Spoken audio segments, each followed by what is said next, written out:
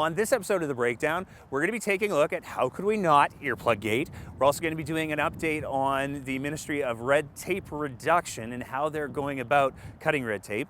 We're also going to be taking a look at education, in particular some of the major cuts that we're seeing in the Calgary Board of Education. But we're also, on a positive note, going to be talking about the recent open house that they had for the Calgary North High School and what it potentially means for Calgary North. As you can see, clearly, there's no construction started yet, but we're a step closer and we're going to talk about that a little bit. And then we're going to end up talking about the recent updates to the UCP leadership contest and the investigation that continues to be dragging on with that. All of that's coming up on The Breakdown.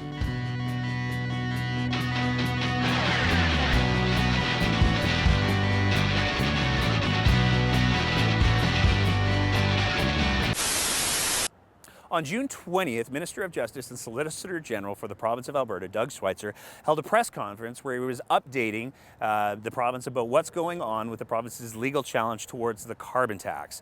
During the press conference, he had this to say. I think from the biggest thing, and this is one of those issues that I'm putting my lawyer hat on here, facts matter. During that same press conference, Doug Schweitzer was asked about Bill 9, and particularly the debate around Bill 9. So for those of you that don't know, Bill 9 is a bill that's been introduced by the UCP government to basically create a legal loophole where they don't have to honor legal obligations that they've made in regards to contract negotiations with public sector workers. Obviously, this makes it a really hot topic. But the question that Doug Schweitzer was asked about in particular was during the debate the night before we had the earplug issue. For those of you that don't know, the story is that Premier of Alberta, Jason Kenney, walked around the legislature handing out earplugs to all of his MLAs so they didn't have to listen to the debate that was going on. This is how Doug Schweitzer explained it. It was, again, as I mentioned earlier on, this is a bit of dome disease that's going on, as Ralph Klein mentioned. We see this, it was late in the evening. We're trying to make sure to keep morale up. People are sitting through long-winded speeches that sometimes are very, very circular in their arguments. Again, a good humored fun on our side. Now, this version of events largely aligned with what the Premier's office actually released as their official statement. I want to get this right. The Premier's office said this was a harmless and lighthearted attempt to boost government caucus morale after being forced to listen to the NDP's insults, lies, and over-the-top rhetoric for hours on end. Now, this was also echoed by House Leader Jason Nixon when he came out and said pretty much the same thing. Now, on its face value, this is a pretty embarrassing stunt, especially when you consider the fact that Jason Kenney campaigned in part on restoring dignity and decorum to the legislature. Now, he's banned desk thumping and he's made a bunch of other changes to rules to try to class the place up, I guess. So with all of that going on, for him to wander around the legislature handing out earplugs is a pretty embarrassing thing for him to do. Jason Kenney's a career politician and he knows where the bar is set for behavior in legislative bodies, and clearly in this instance he decided to limbo right under that bar. But where it got really embarrassing for our province is when Jason Kenney got up on CBC's Power and Politics and decided to do a complete 180 with his position, and he said this. So yeah, we had a member with tinnitus who was sitting next to a opposition member who was shouting repeatedly, clocked at nearly 100 decibels. So yeah, I gave him a pair of earplugs to reduce the volume that was coming from, and you know what, when we face that kind of out of control shouting in the legislature, I don't begrudge our MLAs trying to turn down the volume a notch. While some NDP MLAs, by the way, were wearing earbuds, like presumably listening to music. So with that appearance on Power and Politics, Jason Kenney managed to find a way to make an embarrassing situation for our province even more embarrassing, because the version of events that he puts on there directly contradicts his official press release from his office, what the Minister of Justice said, and what his House Leader said. So it really starts to bring into question, where does the truth actually lie in this circumstance? Because it's very clear that there's not a whole lot of truth going on. To break this down just a little bit, first of all, one of the things that Kenney said in that clip is he talked about how the NDP wears earbuds at times. Now, let's ignore the fact that he's clearly trying to displace some of the blame and the negativity in this situation by blaming it on the NDP. And let's just acknowledge the fact that it's common practice that MLAs sitting in the legislature on both sides often wear earbuds. It's not because they're listening to maybe music, as Kenny tries to suggest. It's because that's how they actually hear what's happening in the legislature. And that further underscores the point that the volume that he's saying that he somehow clocked at 100 decibels, which as you can see on this chart right here, is about the same volume as a chainsaw. There's no way that that's actually accurate. And in fact, here's the clip of what was being said in the legislature right before Kenny started handing out the earplugs, so you can judge for yourself. My question, Madam Chair, is that if you are so emphatic about only using Bill 9 as a pause, why does Section 5C exist? Why is it there? I would beg an answer from the members opposite, although I can see that many of them are wearing bright pink earplugs that their Premier is handing out to all of them right now. So probably many of them can't even hear what I'm saying right now. So as you can see, there's a whole lot of conflicting information and there's a whole lot of confusion going on as to what actually happened, when it happened, why it happened, who got the earplugs, who wore the earplugs. A lot of confusion going on there. So in an effort to try to get a little bit of clarity, the breakdown reached out to Calgary Northeast MLA and Minister of Community and Social Services, Rajan Sawhney, and asked her if she could provide a little bit of clarity. But despite the fact that we weren't wearing any earplugs, we still haven't heard anything back. The next thing that we're taking a look on the breakdown is the recent introduction of the Ministry of Red Tape's Reductions website, which is a website that anyone can go to and they can put in suggestions as to what the government should do in order to cut red tape and save Albertans money. Now, there's a couple of different things that I have some concerns about with this website. There's no real way of making sure that the person who's filling out that information is from Alberta, and crowdsourcing anything can be a bit of a risky adventure. Just ask anyone who's ever tried to order anything on Kickstarter. But I do have a few suggestions in regards to how the government could actually save some money for Albertans. The first one is maybe the government should actually follow through on that pay cut that they campaigned so heavily on.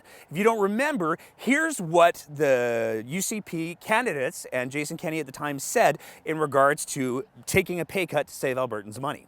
Today, I am announcing that a united Conservative government will immediately cut the pay of MLAs, ministers, and the Premier. Should I be, all MLAs and ministers will take an immediate 5% pay cut. And should I be honored to serve as Premier, I will take an immediate 10% pay cut.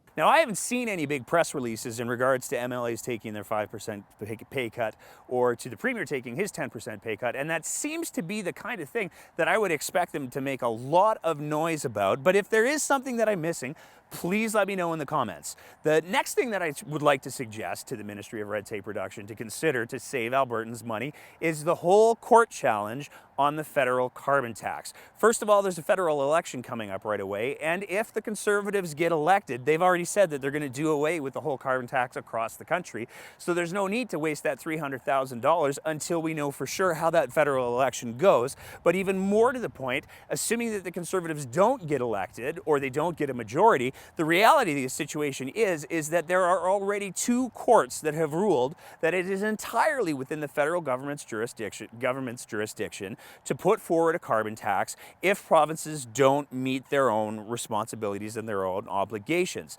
Now, Jason Kenney and the UCP decided to kill the Alberta-made solution, so they opened us up knowingly to the federal carbon tax. So wasting $300,000 of taxpayers' money in pursuit of a court case that we already know is going to be unsuccessful doesn't make any sense at all. The last thing that I want to talk about in regards to areas that we could be saving Albertans money and cutting back on layers of government that don't need to exist is the whole question of Bill 13, which is the Elected Senate Act. Now, the Canadian Senate is one of the most poorly understood offices of government that we have. And really the way that the Senate is designed is it's supposed to be that sober second thought and second look at any legislation that's going through the House of Commons. Now, there's a lot of frustration that's been expressed lately in regards to senators, particularly from Alberta, but a lot of that unfortunately has to do with misinformation. So it's important to realize that when senators are chosen, they're chosen by an independent panel that have nothing to do with partisan politics. If we go to an elected Senate, there's some really important things that you need to think about and realize. So first of all, if Alberta was to unilaterally decide that we were going to start electing our candidates for senators, we'd be looking at a cost of about $2.1 million every time we held one of those elections. And that's a lot of money. Now, if those people were for sure going to become the senators for Alberta, it might be arguably a worthwhile investment. But the reality is there would be no legal obligation whatsoever for the panel that chooses senators to accept those people that Albertans had voted on. It's still an independent process, and it's mandated that way by the federal government. So we would be spending $2.1 million on a democratic vetting process that wouldn't necessarily result in any candidates getting put forward. And historically, the candidates that were elected didn't get put forward, because they are partisan and they are political, and that's not what we're supposed to have in the Senate. So right now, if we go ahead with this bill, it looks like and it feels like we're taking control of our role in the Senate, but the reality is we're taking the same amount of control that one of my kids does when they try to demand to me that they want to have ice cream every night. Doesn't work out that way. The Friday before Canada Day was a busy day in Alberta politics for a lot of different reasons. Now, in the world of communications, Fridays are historically known as Take Out the Trash Day. And the reason for that is people are getting ready for the weekends. There's very little news coverage that's actually going to get followed. So when political parties or organizations have news that they want to release, so they release it, but they don't really want to give it that much attention, they release it on a Friday. Now, if you really want to bury it well, you do it on a Friday of a long weekend where people are super checked out of news. We saw that happen twice this weekend with, first of all, the resignation of Stephen Mandel from the Alberta Party, but even more importantly and more interestingly, we saw it with the news regarding the budget from the provincial government. So Jason Kenney has been running around for months now saying that the NDP straight up lied to Albertans about how bad the budget was going to be and how bad the deficit was going to be. And in fact, he's done interviews where he's completely straight up said that the NDP lied about how bad it was going to be, and he expected that it was going to be worse to the tune of at least $1 billion. This is all public record and it's all print. Well, the news came on Friday. It's actually the opposite. So the deficit turned out to be $2 billion less than what was originally predicted. That means that the NDP budget, while it still was running a fairly significant deficit, wasn't running a deficit as nearly as bad as they thought it was going to be, and certainly not as bad as Jason Kenney has done an amazing job of parading out to Albertans. This raises the really interesting question of why hasn't he acknowledged that? Or at the very least, why hasn't he apologized for straight up saying that Rachel Notley and the NDP lied when they very clearly didn't? One of the other big stories that's been catching a lot of attention in the news lately is the fact that the UCP have said they will not release a budget until September or October, and they're being really vague about what they're going to commit to in regards to funding. Now, this has had some pretty significant impacts on education, in particular with the CBE, because they don't have a budget commitment from the UCP. They're actually budgeting for a $40 million shortfall. Now, this means a lot of different things, but basically what it works out to is we're going to see a lot of cuts by attrition.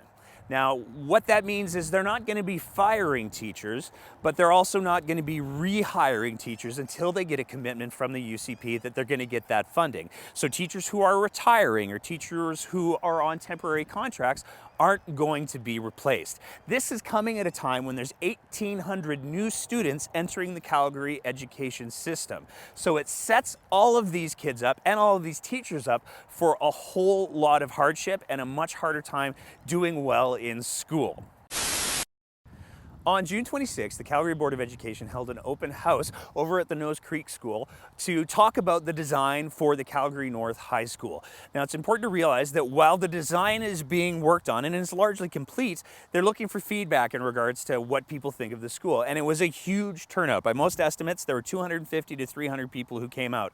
But it's really important to realize that what we saw is currently all that we're going to get. So right now, the only funding for the Calgary North High School is in fact the design funding. If we actually want to see the high school get built in this field, it's going to be really important that we make it known how badly we want this high school. This means that you have to email your MLAs. This means that you have to email the Minister of Infrastructure, and we're going to put both of those email addresses on the screen and in the description of this video. So please, it doesn't matter who you voted for. It doesn't matter if you voted UCP. It doesn't matter if you voted NDP. It doesn't matter if you voted Alberta Party or if you voted Liberal. If we ever want to get this high school built in Calgary North, we need to make ourselves loud, and we need to make our elected officials know that this is something that really matters. So please email them today.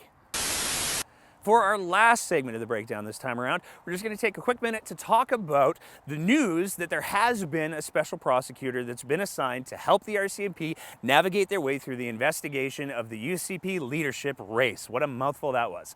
So basically, we've covered it off in previous videos, but there were a lot of irregularities and a lot of really concerning things that happened during the UCP leadership contest, some of which has alleged to wander into the area of criminal. People have been calling for a long time for Doug Schweitzer or the RCMP to name a special prosecutor in order to get any sort of perception of conflict interest out of the way, and the news finally came down a couple of days ago. There will be a special prosecutor, and he's coming from Ontario, which is great news. There's been some people that have said, well, you know, Jason Kenney's so tight with Ontario over there, maybe there's a conflict of interest in there. I don't think that's the case at all, because the reality is, if ever there was a province that had to deal with investigating a morally bankrupt, ethically shady premier, Ontario's the one.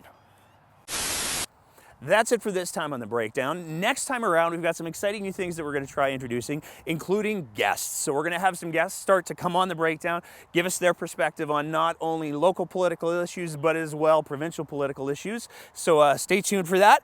And in the meantime, have a safe and happy Stampede. Yahoo! This episode of the breakdown, we're going to be taking a look at education. In particular, we're going to talk about the open house that was held over at the high school, or that's not the high school, that's the junior high school. We need a high school. Those are two different things. We're going to be... Can't get the plastic bag out of my head. There's a joke about single-use plastics in there that I was going to try to do, but it's not at all relevant.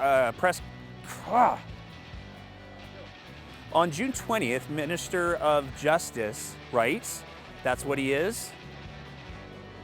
Let's check. Version of events directly contradicts. It was tremendously attended. There were a lot of people who came out, and the breakdown actually was out as well. And I'm going to try to put some video on top, but it's going to be explained better than what I'm doing right now because talking is not going well. So, yeah. In regards to design consultations, simply because if you a lot of questions in regards to held an open house for the design funding for the Calgary North High School, not the design funding, for the design. The design funding's already done. They paid for it. It's good. Held an open house over at Nose Creek School in regards to why is this so hard? The previous government funded the design for the high school, but it didn't design the front.